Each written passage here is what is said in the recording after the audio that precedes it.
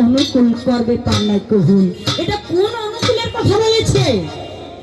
ভগবান বিষ্ণুর অনন্ত অনন্ত নামের মধ্যে একটি নাম রয়েছে অনুকূল, যার কোনো কুল কিনারা আদ্যন্ত খুঁজে পাওয়া যায় না, তাই তার নাম দেওয়া হয়েছে অনুকূল। দেখার বাসনা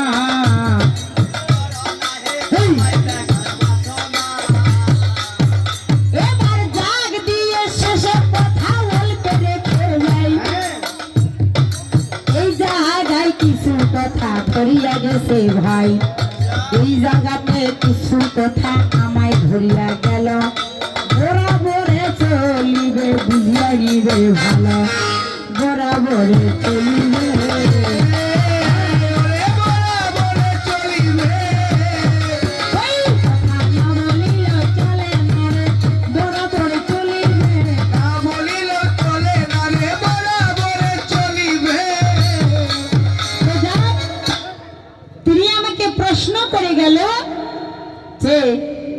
আমার নামটি যে রাধা রানী, এই রাধা রানী নামটা তার কেন হয়েছিল এবং এই রাধা রানীর জন্ম কিভাবে হয়েছিল, তার পিতা মাতা কে? জাগ দিয়ে শেষ কথা শোনো দিয়া মন, বর্তমানে আমার নামটা রাধিকা হন, কে ভাই আমার মাতা পিতা কেমনে জন্ম হইল, কে ভাই আমার মাতা পিতা কেমনে জন্ম হইল, সুন্দর করিয়া কথা শুনিবেন সকল, খালি ধৈর্য ধরি থাকা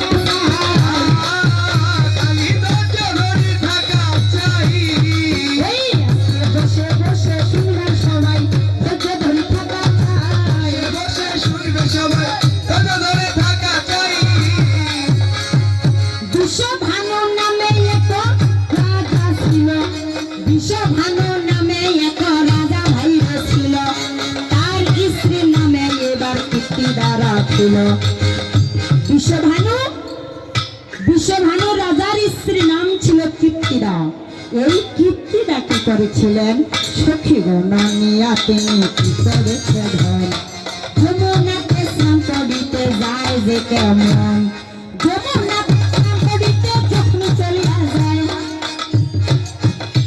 ওই যমুনার জলে একটা পদ্ম ফুল হয়। যমুনার জলে যখন স্নান করতে গেল, দেখতেছে যমুনার জলে কি সুন্দর করে একটা পদ্ম ফুল ভেসে আসতেছে। আর কীর্তিদা মনে মনে চিন্তা করলেন, ভাই এত সুন্দর একটা ফুল, তাই তার সখীদেরকে বলেছিল, সখী ওই ফুলটা তোমরা আমাকে এনে দাও। একে একে সব সখীরা যখন জলে নামলো, ওই ফুলটাকে ধরতে গেল, কেউ কিন্তু ওই ফুলটাকে নিতে পারলো না। শেষে এবার রানী দিল ভাই, নিজেই জলে নামিয়া গেল যে তাই, নিজেই যখন জলতে নামিয়া গেল, নিজেই যখন জলে নামিয়া গেল, এবার কৃপা করিয়া ফুলটা আগাইয়া আসিল। তার সখীগণ যখন জলে নামে ফুলটাকে ধরতে যায়, ফুলটা ঢেউয়ে ঢেউয়ে আরো দূরে চলে যায়, কিন্তু যেই না কীর্তিদা ওই ফুলটাকে নেওয়ার জন্য জলে নামিয়েছে, সেই ওই ফুলটা তো দূরে যাওয়ার দূরের কথা আগাইয়া আসিল।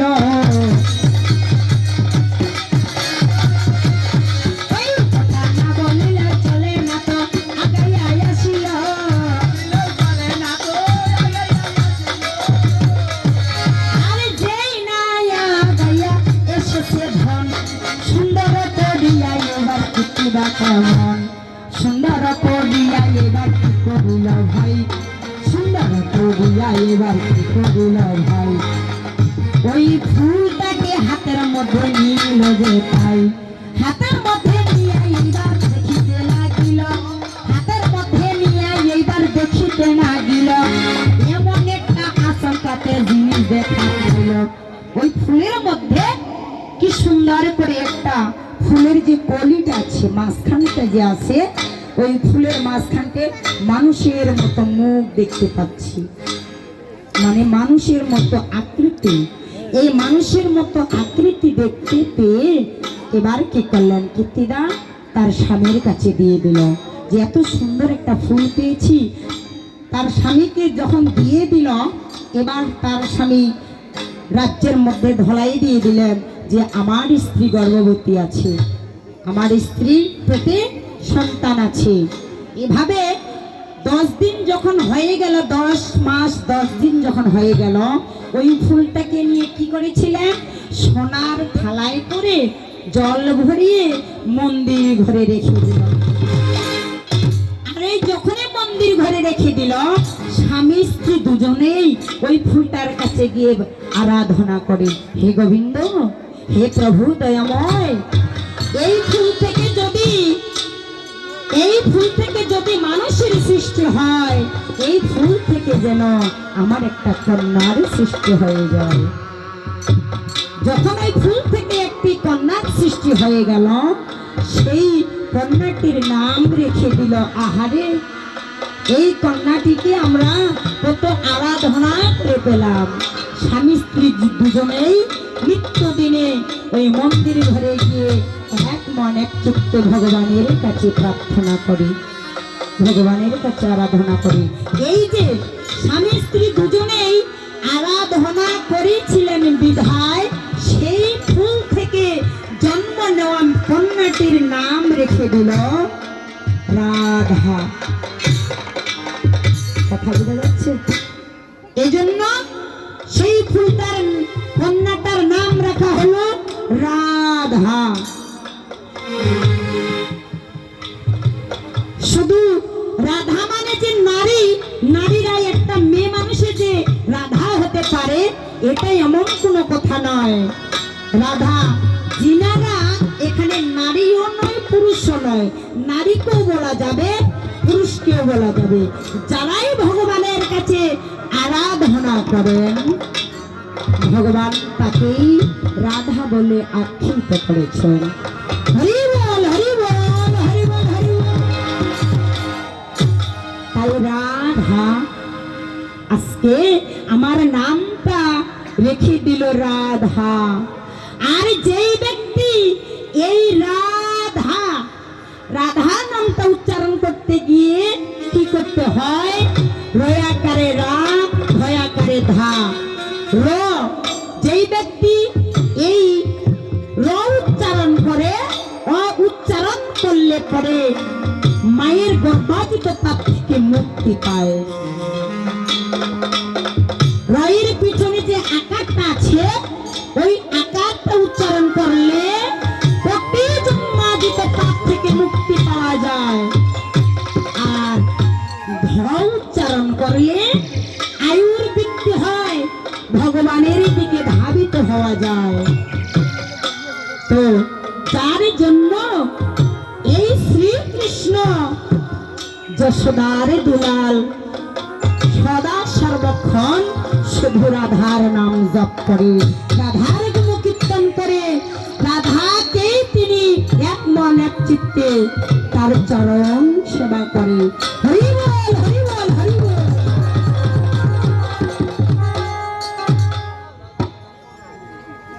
তাই আমার কবি ভাবতে বলেছে, কি বলেছে, হরি জয় রাধা বলে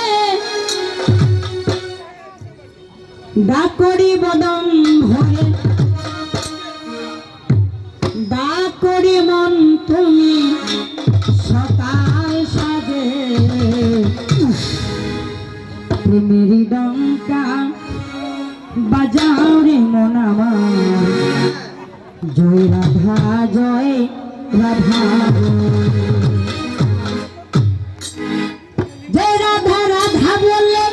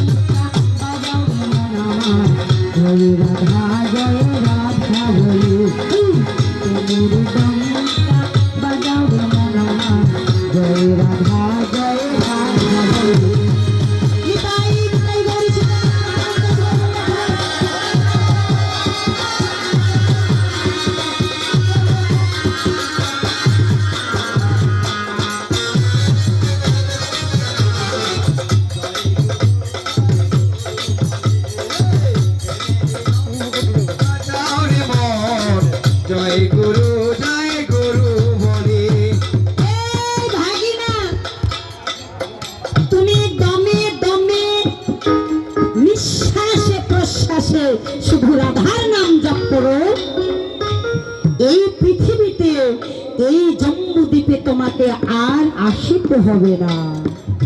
তাই জয় রাধা রাধা বলে ডাকরে মন তুমি, জয় রাধা রাধা বলে ডাকরে মন, জয় রাধা রাধা বলে ডাকরে মন তুমি, রাধা রাধা বলে ডাকরে মন, ডাকরে মন তুমি সকাল প্রেমের ঘণ্টা বাজাও রে বাবা, জয় রাধা বলে প্রেমের ঘণ্টা বাজাও রে বাবা, জয় রাধা বলে। রাধা বলে ডাকরে মন তুমি, রাধা রাধা বলে ডাকরে মন তুমি, ডাকরে মন সকাল সাজে প্রেমের ডঙ্কা বাজাও রে মন আমার, জয় গুরু বলে প্রেমের ডঙ্কা বাজাও রে মন আমার, জয় গুরু বলে। সৎকর্ম সৎ চিত্তে সুখে থাকরে মন, যত রাধা মন সুধা পাবে বৃন্দাবন। আহা, ভালো কর্ম করলে যে অন্তরে সুখ পাওয়া যায়, সৎ কর্ম করলে ভালো কর্ম করলে যে অন্তরের মধ্যে সুখ পাওয়া যায়, এই সুখটা কোটি টাকা থাকলেও পাওয়া যায় না।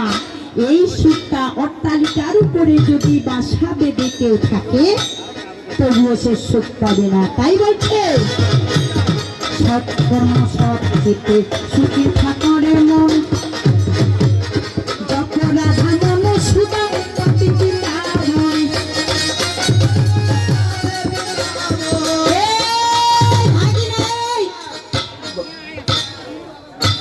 শুধু এই রাধার নাম জপ করো, রাধার চরণ পূজা করো, আধার ধ্যান করে রাধার নামেই তুমি যজ্ঞ করো। কারণ আমি হলাম তোমার কি শ্রীমতী রাধারানী, কৃষ্ণের কি হয় মা? গুরু কি হয় না? ভগবান শ্রীকৃষ্ণের প্রেমের গুরু হচ্ছে শ্রীমতী রাধারানী।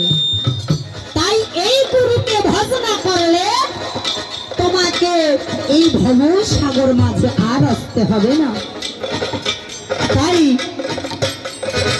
সৎকর্ম সৎ চিত্তে সুখে থাকরে মন, যত রাধা মন সুধা পাবে বৃন্দাবন। রাধা মন সুধা পাবে বৃন্দাবন, আরে পারের কথায় অনুকূল করবে পারে কবুল, পারের কথায় অনুকূল করবে পারে ভুল। সরকার কি বলছে? পারের কথা অনুকূল করবে পান্নায় কবুল। এটা কোন অনুকূলের কথা বলেছে? ভগবান বিষ্ণুর অনন্ত অনন্ত নামের মধ্যে একটি নাম রয়েছে অনুকূল, যার কোনো কুল কিনারা আদ্যন্ত খুঁজে পাওয়া যায় না। তাই তার নাম দেওয়া হয়েছে অনুকূল। পারের কথায় অনুকূল পারের কথায় অনুকূল করবে পারে ভুল, পারের কথায় অনুকূল করবে পারে কবুল, পারের কথায় অনুকূল করবে পারে ভুল। অনায়াসে ভব পারে যাবে। প্রেমের ঘণ্টা বাজাও মন আমার, জয় গুরু বলি। এই প্রেমের ঘণ্টা বাজাও মন আমার, জয় রাধা বলি।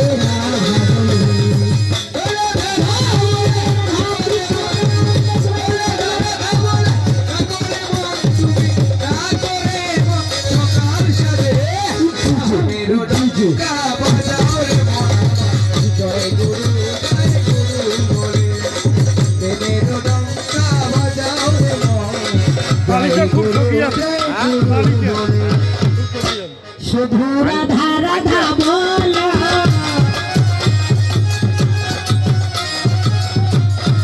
এই রাধা তোমায় কত নামে ভালো, রাধা রাধা বলো।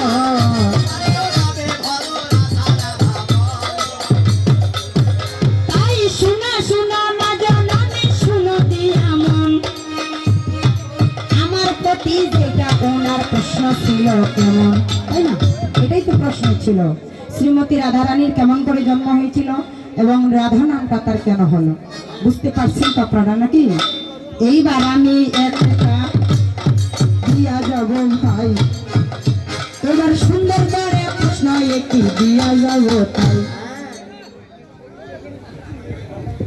দেখি, হ্যাঁ, সমগ্র গীতার মধ্যে অর্জুন ছিল অজ্ঞান।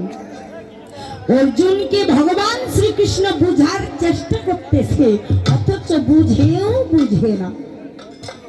কি বুঝে না? এখানে সমগ্র গীতার মধ্যে ভগবান শ্রীকৃষ্ণ অর্জুনকে একটি প্রশ্ন করেছিল, সেই প্রশ্নটি কি মনে থাকবে? অর্জুন তো অনেকগুলো প্রশ্ন করেছিলেন ভগবানকে, কিন্তু ভগবান শ্রীকৃষ্ণ অর্জুনকে মাত্র একটি প্রশ্ন করেছিলেন, সেই প্রশ্নটি কি মনে থাকবে? আরে ওই জায়গায় গেল। আরে যাবে। ব্রাহ্মণ আপনার যাও, ওই তো বাজার বলে কিছু শুনে রাখতে পারি। তাই প্রথমে এসেছি আমি বেশি বলবো না। আজকে তোমার মাথাটা দেখবো, তোমার গুরুর কাছে তুমি কি শিখলা। ঠিকই তো। হ্যাঁ, প্রথমে এসেছি আমি শুনে দিই, আর বেশি কিছু বলিব না, কথাটা কেমন। আমি পূর্ণাবতী, আমি ব্রহ্মনিরঞ্জন, উত্তরে বলিয়া নিলাম কালীচরণ, এবার পশ্চিমে বলিয়া নিলাম প্রিয় পয়গম্বর, আর দক্ষিণে বলিয়া নিলাম ফুল বিশ্বর। আমি বর্ণনা করি জগদাবগে, আর পাতালে বর্ণনা করি বাসুদেব চরণ, এবার আসবে বর্ণনা করি আসতারি তোলা, আর ইহার মধ্যে বলি আমি যত ভদ্রজন, আর ইহার মধ্যে বলি আমি যত ভদ্রজন, আর এই সবাতে আছে যত হিন্দু মুসলমান, আমি হিন্দুদের ঘরে করা মন্দ সালাম, আমি হিন্দুদের জানে করা মহান সালাম, আর এদের মাঝে আছে গুরু না কারো দোষ, আর এদের মাঝে আছে গুরু না কারো দোষ, ভালো লাগে শুনতে কিন্তু গান।